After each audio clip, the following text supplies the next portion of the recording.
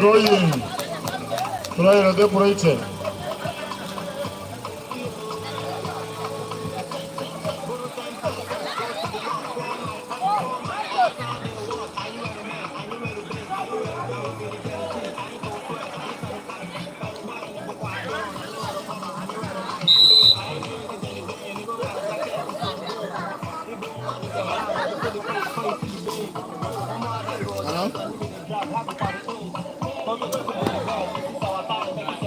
Oh no!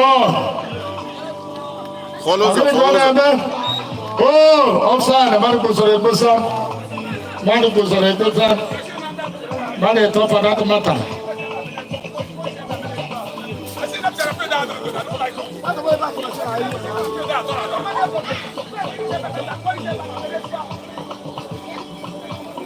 You know what machine down here? Come on, remove it. Machine working. Come on, Bupria. On the Jerusalem.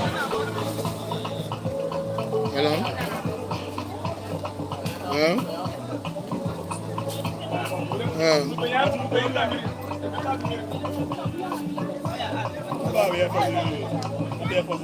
I can't be good at much of you. I'm not sure. I'm going to see what I'm about. Stop this thing. Who are you going to play for? Throw in.